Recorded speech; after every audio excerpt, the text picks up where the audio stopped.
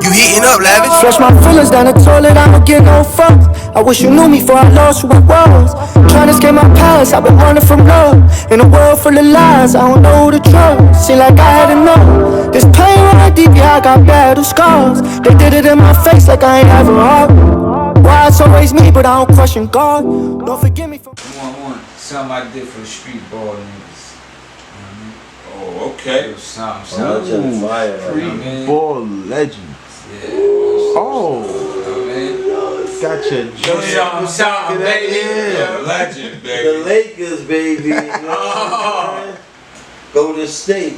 That's your number one, right? Yeah, that's fine. You the one. And one.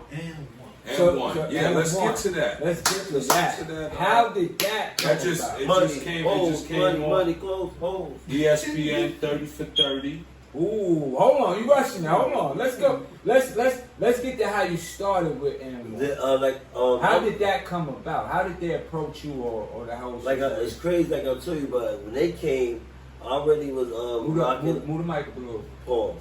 I already was rocking 55th for like almost damn near 20 years. Already playing street ball. So I was already 32 years old. So I was 31, 32. So N1 came.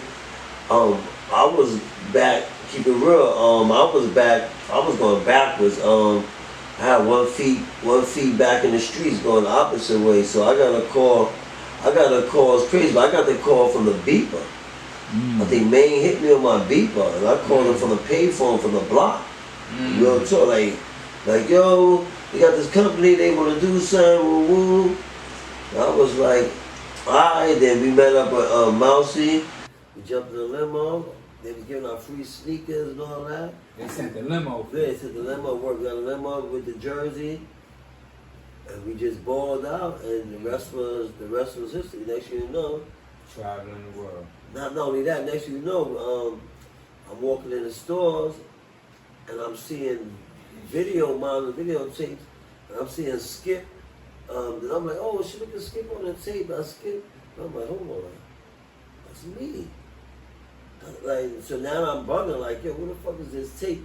That's everybody. I'm here. That was the first joint. Yeah, like there's a buzz going on, but I'm watching it. I'm saying like, it ain't my tape, but it's Skip tape. But I'm in a lot of those highlights, like me, Future, maybe Van. Who else is in there?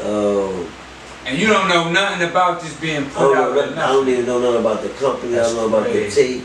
None of that. So then the next thing you know, the first tape jump off, the second jump after we play in Jersey, they give us a little deal to say, yo, we can come rock out.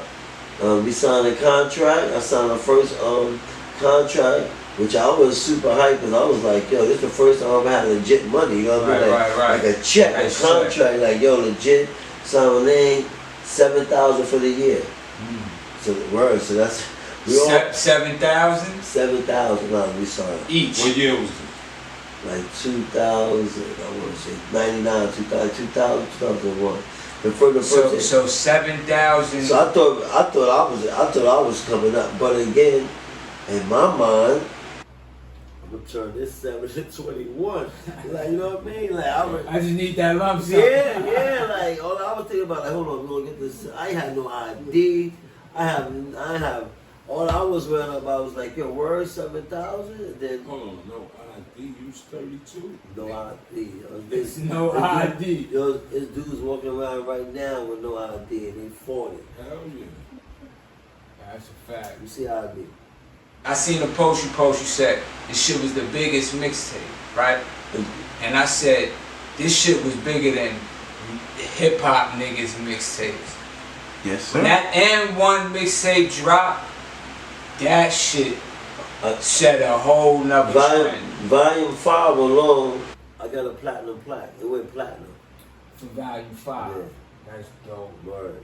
That's Over dope. 2 million. Oh, so you hold a platinum I got plaque. yeah, that's why. Oh, So this is what I say about that's The fire. only thing I like about when I say about A, rather than A1 or not, like the only thing my bragging right to like your fan. I want platinum, B. Like that's the difference. If you got I got a real platinum plaque from EMI platinum. Like it's a platinum plaque with your name on it. It's over 50,000 units sold in 1 month. Over $2 million in 1 month. Word. I think. This ain't getting none of that. And one. You never renegotiated or fixed that. I mean, back then, everybody say that, but when you coming from inner city in the hood, you just look at 7,000. You think? I mean, you did what you did with that. Yeah, and me personally, like I said, I was already 32, so I'm looking at like 7,000. All right, cool. Next year, boom. After that, I think they upped it. They doubled it up to like 14. So I'm like, all right, it's getting a little better. You know what I mean? I got my son, so I'm like, damn. Then after that, people say we was getting jerked, right? But after that, I started getting like, I think it's about 90. You know what I mean? Like, you know what I'm saying? Like, so now we people talk. you was around.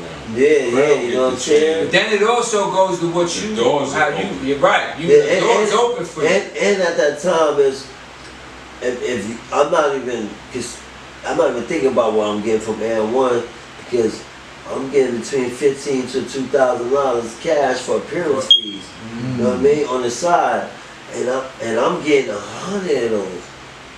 You know, like I mean, when I knew it was big, I tell you about I knew it was big is I used to do the side games. I was trying, the old mentality, put your money in the sleeping box, you come home, boom, throw your money in the sleeping box, never reached the account. One day I went on the road for like 3 months. 3 months just on the side hustle road, boom, came back, opened the sneaker box, like, yo, just crazy. Did the old joint, let me count it. I'm like, 1,000, 2,000, 3,000. I'm laughing like 4,000. Holy shit. Nigga, heart start beating. You know what I mean? I'm like 6,000. But what I'm saying, I'm noticing, I'm counting, but it's wild money left. So now, like, through 3 months, I'm like, damn. At the end, I had like 65 cash. You know what I'm saying? I'm laughing like, oh snap! I just made it. And real talk, I always tell them it's not even a year. Yeah, I might have took 15 right there. Boom, 15. Went to the club, spending on my niggas in the hood. You know what I'm saying? Next day, took another 15 out. Took to the club, spent on my hood. Next day, took 10 out. Niggas buy I spent all the money on my hood. You know what I mean? Like that's why I say I really gave back whether it was to parties. I ain't gonna say no names. People, moms, either parents, like lending money from like. Right. I'm giving money for rent money. You know what I mean? I'm like, yo, how you doing, miss? We'll such and giving a hug. For me watching the whole Harlem game, I'm thinking that's what you're supposed to do. I'm like, I may give your moms a hug and slap her a couple. Yeah, slap her, and they be looking, and when they see the next day, it was like you gave me like 1,800, or you gave me, you know what I mean? Yeah. So it was a lot. And it was easy money you was getting for playing ball. And I was looking at that. For me, I was like, this is what it's for. I did it for you know what I mean, for my community, not thinking like I'm gonna save up the money and get up out of here. Like that was never the intention. Right. Do you feel you got your worth off of it, like Streetball? I feel I got. I think. Because I know we always hear like you.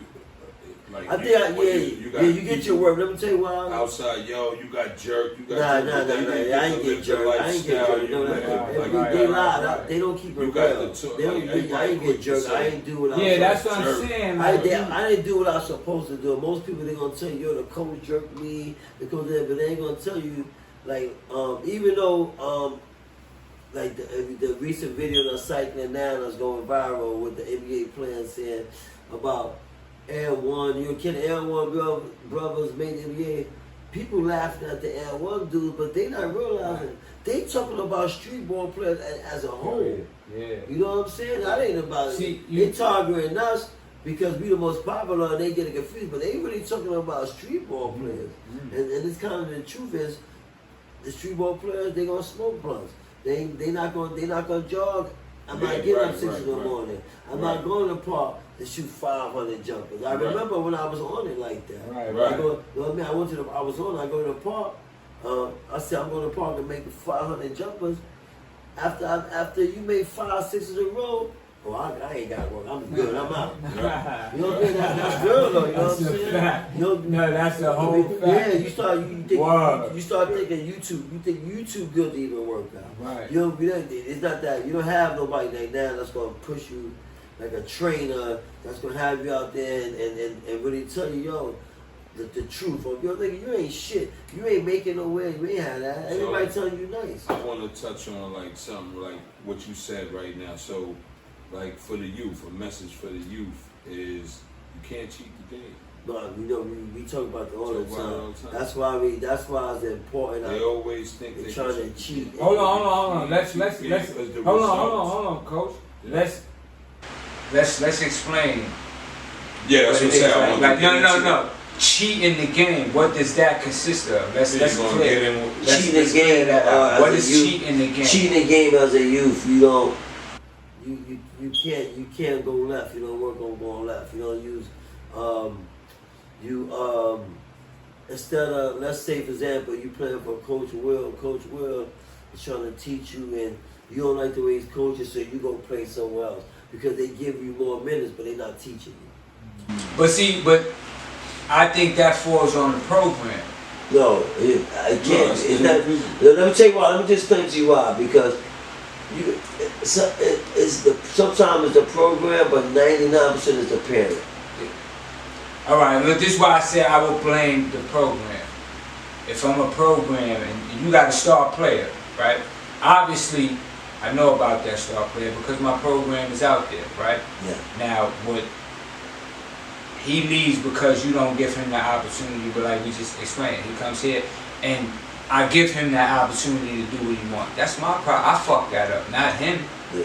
You know, that's how I feel. Yeah, but and it's just because you got his choices though. That's what I'm saying. He's right, it is. But see, my thing is, because you opening the doors for him. So let me ask you this. That's what he wants anyway. So as a parent, and you got a kid, right? Where you want your kid to go? Somewhere they gonna teach him to learn, or somewhere they just gonna let them just run wild? Me? I really go. So now, we in an era now where the parents they say learn, they don't want to learn. They want their kid to play. They don't want their kid to really learn. They want their kid to go out there and play. I think it's more parent these days, and then there's no disrespect. But I just feel like these days parents is looking for the come up. No, they looking for it. They looking for the come up. So it's definitely the blame the parents as well. And we dealing with 30-year-old parents. Right, but we also dealing with young kids who can't make that decision. So we can't blame them. No, this is what I just said. We're dealing with 30-year-old parents. No disrespect. Some of the parents are still kids. Mm-hmm. That's a fact. They on IG, they in the clubs. That's a fact. They looking for the clout. But that's all that's going on now. A parent just told. This is what a parent. So that's life. This is what a parent just told me. Live, IG. This is what a parent just told me. There's nothing else going on. I told a parent, yo, I got to work out. I got a training session for your son. Your son really needs it. And I don't coach kids, but I got a game. The parent tells me, yo, it can't be on Saturday because I still play. Huh? The father told you that? Yeah. So that's what made me stop playing. Was I started saying to myself. So you as a parent playing is more important than your young. Yeah. So with me, I started saying to myself, I can't have more games than my son. Especially when it's over. Especially when it's over. You know what I mean? You got more games in. And no disrespect to the parent, in my eyes when he's telling me this, I'm saying to myself, yo, you trash. But you like not meaning this, you're not getting paid. If you get hurt, you fuck your job up. Then you gonna fuck the whole bag up. Then you got hurt. Word. So you that's put you know what I'm saying? Shit. So a lot of that going on. You got parents that say, yo. That's it, like you said. Parents might say, yo, I'm not. Parent. Yo, I'm not going to the game. We going to the club tonight. I'm not going. Wow. That's a fact. I had someone bring it up, right? That, and let me get your opinion on this. They saying that I want to ask both of y'all some questions. Parents in the sports world, right? That's still just sports world. Okay. So you got soccer. It's not just basketball. Because it's not just basketball. Baseball. Like I'm a basketball coach, so you got. I'm gonna talk basketball. Soccer. Let's go. Everyone is just crazy because that's why I said the sports world. Right. That's why I said parents in the sports world, right, are messing up their kids more than the streets. That was like a conversation. And y'all hearing this shit from two coaches, workout, guys, instructors. It's not something that I came up with. It's something that I heard on the AAU circuit traveling. And coaches get up, be on the circuit, everybody talking, and they board it up. And I was like, wow. And like, I'm like, damn. And I thought about it, and I'm like, the circuit now, you go, YouTube, you see parents fighting, there's guns being pulled. That's crazy. There's a lot of shit going on. So they exploiting their kids right there. Niggas beating up on forget the streets. Fuck going to the corner and exploring shit. You seeing your parents do it.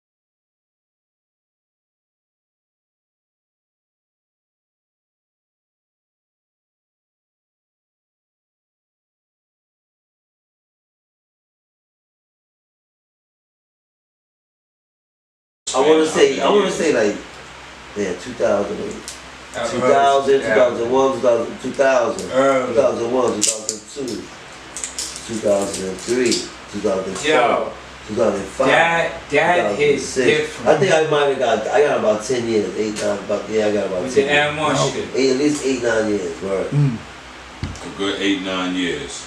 Touring every city. Yeah, good. And them 8, 9 years. Good. Right? Yeah. Make sure that it's on. Can you actually say in them 8, 9 years, because I heard you talk about rest in peace Eric Mobley, you know what I'm saying? Yeah. And just like you come up in basketball and just like how you was always like infatuated with the streets, regardless of what. Like you played ball, but it was like the streets was, your hood community. And be like that. We hear about all of those stories. That's what, besides my mom, but I come from the family that didn't hustle, but everybody else is in a hard body. You know what I'm saying? So when I leave my crib, I spend the night at my aunt's house every day. Everybody hustlers. Right. I go to aunt's house over here. Everybody, Thanksgiving, everything. You know what I mean? So yeah. Now, can you say, when you look back, can you say in them 8, 9 years with And1, you would have did it different when you look back? You'd have had a chance again? Nah. It would have been the same thing? It was meant to be. Yeah. So I would, so it's like, let's say I'd like to set the record for like people don't understand the moment. When you start when changing it's the moment, that's the moment. That's the moment. You gotta so you ain't like you got people that's on the outside. You the audience. So your opinion, they don't count. Like you can say what you want. Yeah, like when the M1 start popped making off, it seem like it was a mad haters. Haters. Yeah. Oh, they robbing y'all. Like I want to say like y'all. They doing it. Yo, I used to say to people, I used to get mad at somebody, be like, yo, they robbing you, they jerking you, and my response would be like, yo, I make more than your household. My opinion on the M1, it was like this, you like get what I'm coming saying? up with I make more than the average. I make more than the average policeman. So the thing that they teach you to grow up, this is how I start looking at it, like, yo, they teach you to grow up to be a fireman. Let's say a fireman. Right. I make more than a fireman. And that's what M1 did. They gave you the opportunity. And it was, even I say for the year, right. but even I say Like, for the year, it's just, see, it's only 3 months. Let me just tell you this: we get paid for the year once a month. Every month, the first and the 15th, right? Oh, you get 2 checks a month. The first and the 15th. 12 months out the year. 12 years. And you're traveling. But wait, let me tell you, real quick, hold on. But we work June, July, August. That's it. But y'all get a check 12. Yeah. That's what I was trying. Right. Damn, that's what. and then, so August come, we back at the crib. I ain't doing nothing. The first come, bing, the clothes. We ain't got about clothes. The boxes come, ding. The 15th come, ding. Like you know, I remember when I started, started getting older, getting into like health insurance. Life insurance, you know, you gotta come to the crib. Mom, dude's like, yo, you gotta get the life insurance, health insurance. You gotta do the physical and all that. Yes, I'm in the crib, they fill the paper out, boom, boom.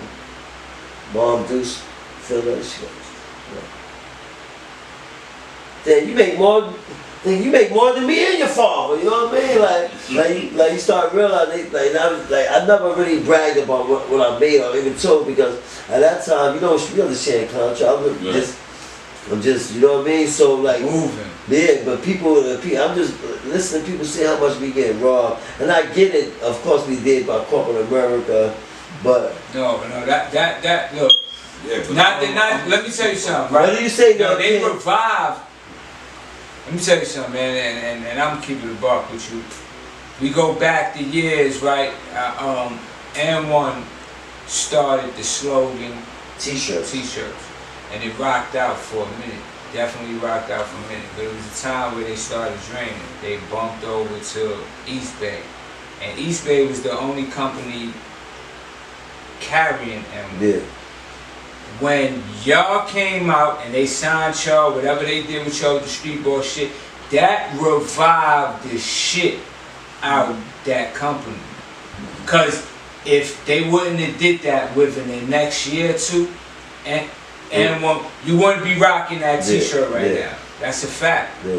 That's a fact. Cause I'm gonna keep it real with you. Every hood nigga only looked at the East Bay magazine or ordered it because of the N1 slogan T-shirts.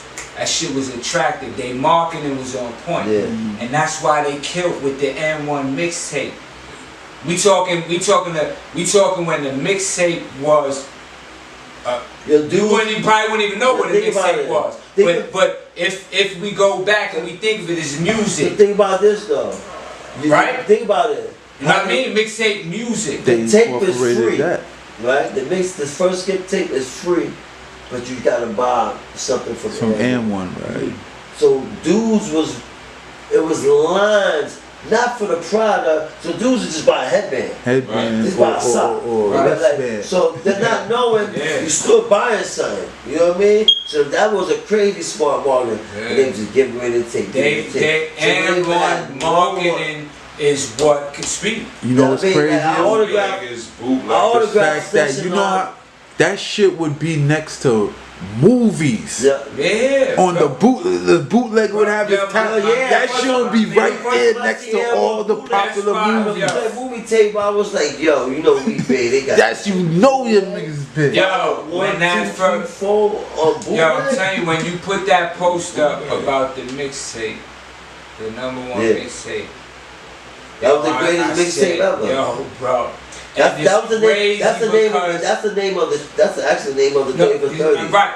Word. That's the name of the greatest mixtape ever. And it's crazy is because it's what I'm trying to say. When you say mixtape, When you say mixtape, what you thinking I'm thinking of? of Locks, 50 Cent, Mace. You know what I mean? Bad Boy first era. I'm thinking mixtape. And now we really took, in reality, this is a street ball. It really was a mixtape. That shit was revolutionary. Revolutionary. It really was a mixtape because every person came with a soundtrack to it, and they turned the soundtrack into a fact too. If people was buying, we ain't like the raucous music and none of that. We wasn't listening to that. Common and all of that. That thing came out. The beats was crazy. We never heard of. I wanted to hear. When they first put the music on, I was mad. Like, yo, my man, who keep putting this bullshit on there? Like I said earlier, was when I said when you think mixtape is music, hip hop, and y'all just flipped the script with that, and I think that opened the door. That's what I was gonna say. That's what they missed. That opened the door to this day of when you go on YouTube and you watch these kids' highlights. That's a fact. You know what I mean? That's what set the trend. If you put just the highlights, you'll turn it off. The music, and it depends what music you put on. Right. You know what I'm saying? Right. So I guess they were smart about the marketing because we had rappers. Like I just said earlier, M1 had the top marketing team. You know what I'm saying? They players was more known than some of the NBA guys at the time. Name an NBA player that's signed to them. So I just tweeted that was when we was Jeff Powell. But we back then, Stephon Marbury was the first. Right. If you look at the emblem, if you look at the man, we have Steph. Right. But what I'm saying is, what you just named was two players, and I'm not gonna say that's not relevant. Like Lance Bounce came back. But we made the sneaker, bro. That's what I'm trying to tell you. I don't care what NBA player put it on. Listen, nobody. If they wouldn't have did they got the they got what's his name, Van Vliet. Yeah. He got a pair of jerseys. Yeah. Oh, he's got M1? Yeah. See? Oh, word? Think about that. I didn't know that. That's nice. And he's nice. But think about that. You know hold on, wait up. He's not from the U.S. Nah, is he right? He's not from Yeah, he's Canadian. Canadian. No, he's from Canada. Canada, that's what I'm saying. He's not from the U.S. He's from Canada. That's what I'm saying. Yeah, so we blew what it was. I'm telling you what it is. Oh, and one been so. You know that shit was big in Toronto too. Yo, bro, talk about they got Toronto, one of the best overseas period. Right. We played in Brazil. We did 20,000 on Friday in Brazil. Well, we was there for the week, and we was like, yeah, we should just try to do another game tomorrow. Just promote it. You know, we don't care. Off the rip, no promotion. Just say, yeah, we're gonna come back tomorrow. We did it again the next day. We had 16,000. You know what I'm saying? Like Colombia, same thing. That's what I'm saying. It was money. I know it was super easy, but overseas, we the reason why Luca. You see the Lucas and these guys. We the reason why overseas dudes got hand dudes and streetball. Because I talked to a guy named Tricky. All my fans like from Serbia and these other countries. These guys can go, you know what I mean? Like they can ball. Alright, so let's talk about the M1 shit. The difference between that and going pro. Cause I'm quite sure that's two different. That first of all, the goal for that was when we first started with a main event. We were saying not us. I was 32, man older, but let's use this and get people to go. Not pro, but overseas. So you didn't think NBA? I was 32. I don't care. I was scamming. I don't care. I was scamming. But it was a wild. I was scamming. I just needed that shit. From day one, you knew NBA was I'm 32. I'm 32 years old, fam. 55th. I done played 55th and 16. The crowd is screaming. The crowd is screaming. Best kept secrets. Kids about Lou. Hey, Butter. The younger guys got the crowd now. I'm on my way out. I'm like the Doogie now. Not only that, if I stay in there, I don't think they ass they gonna crack. You know what I'm saying? I don't play Air One. I know none of that. I'm considered like so, a but legend. you played to 42? I rocked out from 32 to the wheels fell off. to like 40. I had broken bones in my heels, or I was injured. Man. When I got down with the Troopers, I was at 40% of my game. And but my IQ was on 120. Right. I always had like a really good IQ, so I already knew. But once I got in, I learned. Oh, it ain't about it's about the game, but pause. It ain't about the game, but again, prior to being 32, I've been in DC. I played against the best of DC. I played against the best of Chicago. I played it. So my rep, I always coming in, I wasn't really saying like, y'all got something to prove, not me. I'm solidified. My mind, I was already saying like, well, if we go there and I don't play, I don't like this was my, honestly, I looked at it as this was my reward for all the hard work that I put in. Sunday mornings, playing in 55th, playing and all of that, and finally saying like, damn, finally, somebody, and one, right, no disrespect to nobody else, all these other basketball leagues, I was getting these corporate sponsors and all that, but finally, somebody said, yo, I'm gonna give you some money for the shit that you did. You know what I mean? 55th ain't giving you no money. And that's what right? These tournaments, that no disrespect to all these tournaments, but like I said earlier, at one time they begged me and my man to get out there to dance with the ball to promote the tournament, this and that. So when N1 came, I looked at them like they wanna like they gonna I respect them more. I respect you more than my own man, because you see, know what I looked at really, even with 7,000, but you see that we worth something. You know what I mean? And you gonna take me around. Yeah. I didn't even think, but I ain't know about the tour. I'm just saying, you gonna do 5 cities. Right. And then when we took it around, you take me places I ain't never been in my life. This nigga, yo, that word. The tour was definitely crazy. I ain't gonna lie. So when people, I ain't gonna lie. The most they forget the money. Of course, the girls, forget all that, but the experience of traveling around the world, that made me more mature, right? And I went at 32, that's crazy, but it made me more mature. You start looking at life different. I said, I remember being in Brazil, and I was in the favelas. The favelas is where the houses on top of each other, right?